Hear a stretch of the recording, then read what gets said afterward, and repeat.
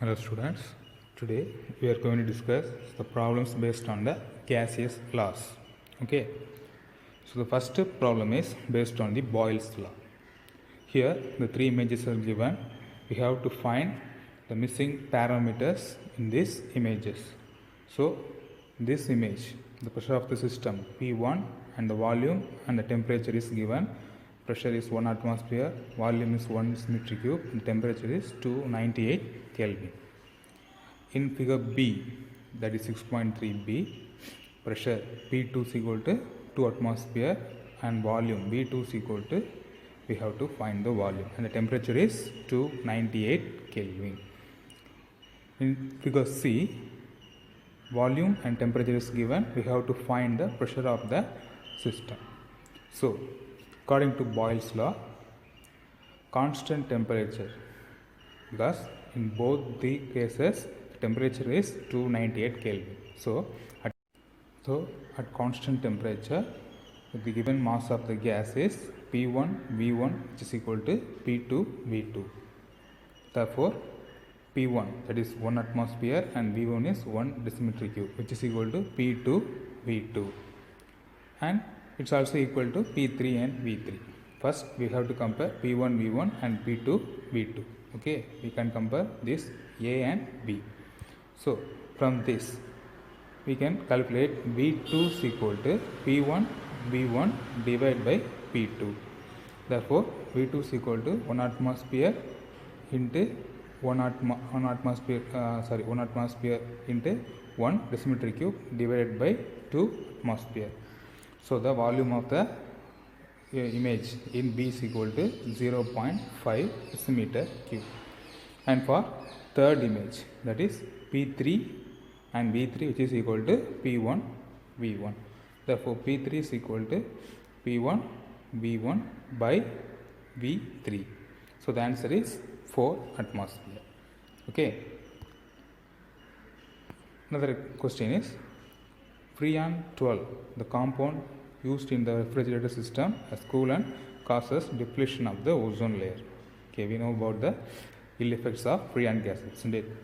Now it is replaced by eco-friendly compounds. Okay, consider 1.5 decimeter cube sample of the gas freon at a pressure 0.3 atmosphere.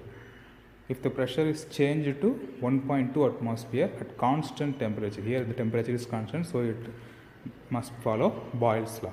What will be the volume of the gas? Increased or decreased? So you have to find the volume first. So P1 V1 is equal to P2 V2.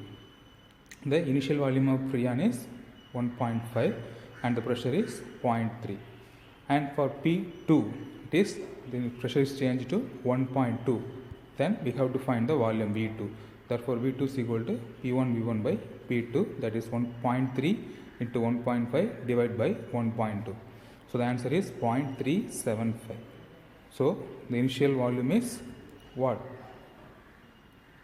1.5 decimeter cube. The final volume V2 is equal to 0.375. Therefore the volume is decreased from 1.5 to 0.375. Okay.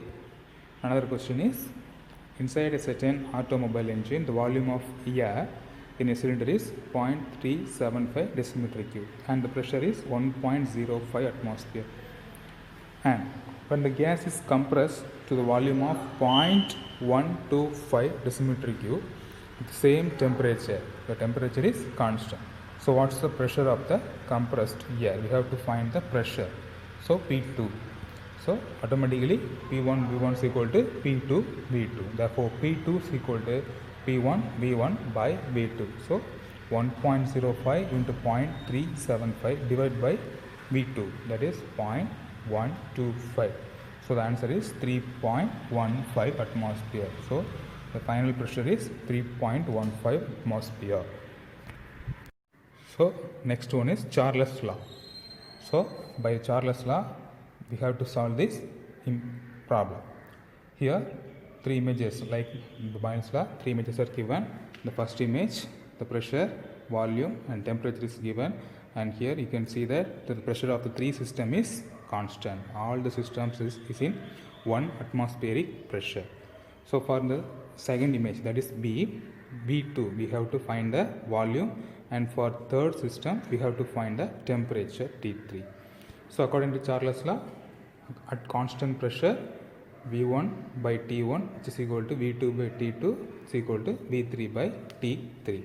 Therefore for the three system, V1 by T1 is equal to 0.3 by 200 Kelvin, next equal to V2 by 300. For third system, volume 0.15 divided by T3.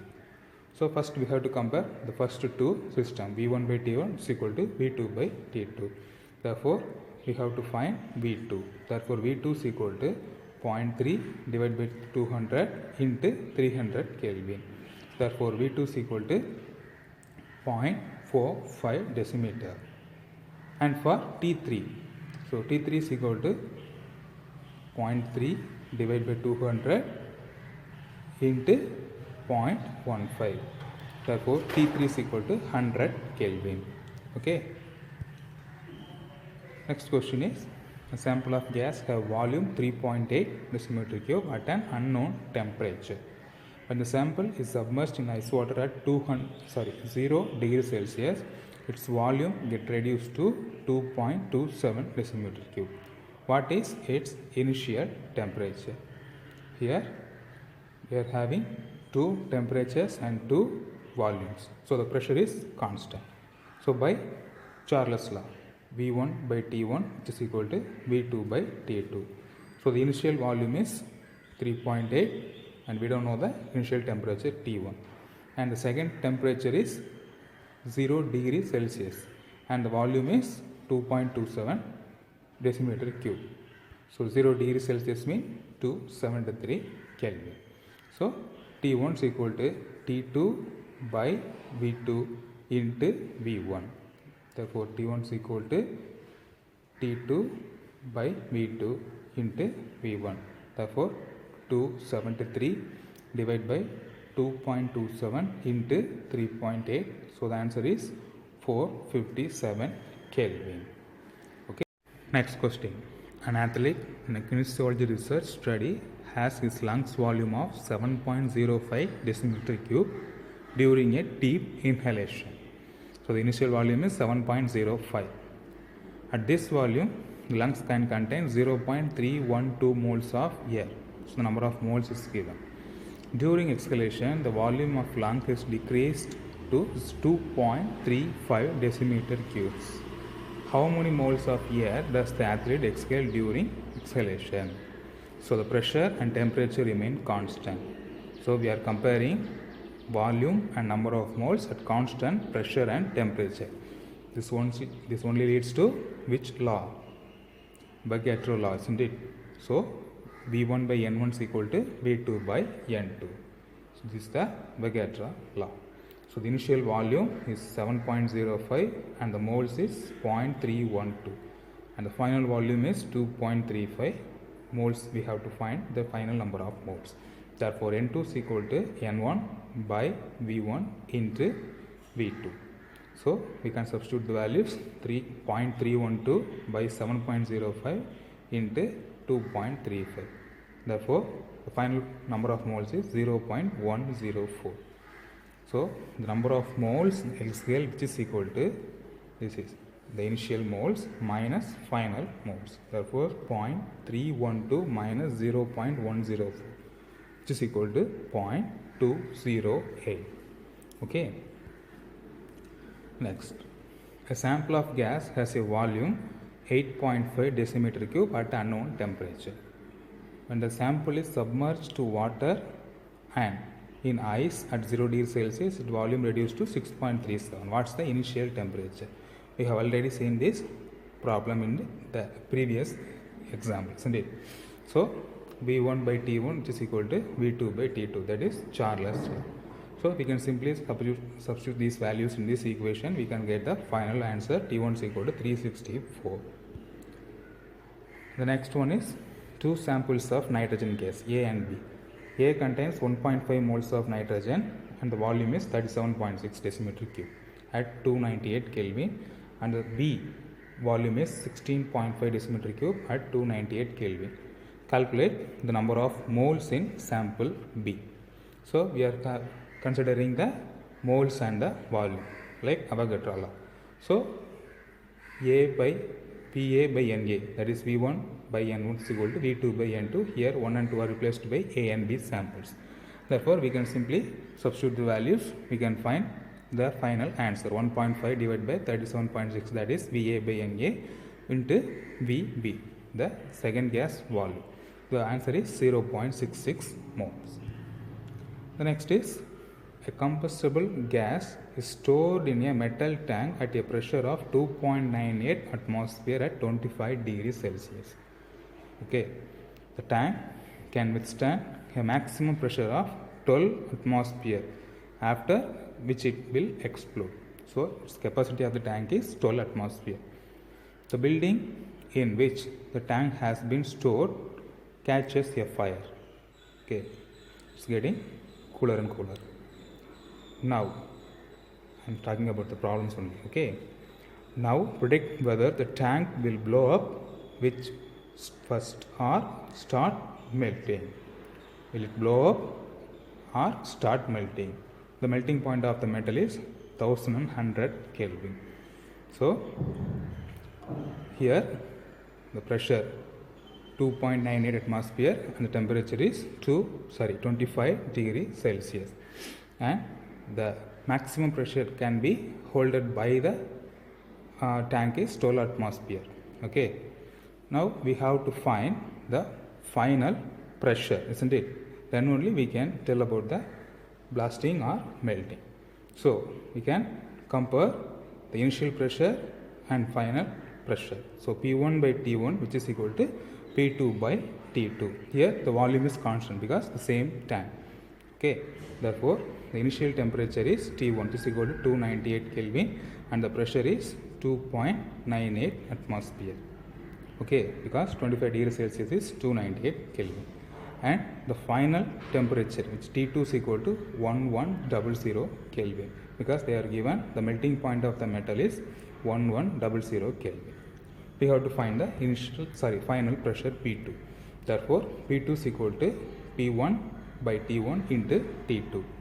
So 2.98 divided by 298 into 1100 Kelvin, therefore 11 atmospheric pressure. So the can withstand 12 atmospheric pressure, isn't it? It is mentioned in the problem. So at 1100 Kelvin, the pressure of the gas inside the tank will become 11 atmosphere. So given that the tank can withstand a maximum pressure of 12 atmosphere, so the tank will start melting first, because it can hold 1 atmospheric pressure more, isn't it? Okay. Next question is argon, an inert gas used in light bulb to retard the vaporization of the tungsten filament. Okay, this is the general knowledge which is given in the problem. We don't bother about that. Next, a certain bulb containing argon at 1.2 atmosphere at 18 degrees Celsius. These are the variables we have required to solve the problem. Atmosphere and temperature. Heated to 85 degrees Celsius at constant volume. Volume is constant. Calculate its final pressure. So P1 by T1 is equal to P2 by T2. So the initial pressure and initial temperature is given, P1 by T1, that is 18 degrees Celsius, 1.2 atmosphere. So 1.2 by Kelvin, 291 Kelvin into temperature. Final temperature is 85 degrees Celsius. If you convert 85 degrees Celsius into Kelvin, 358.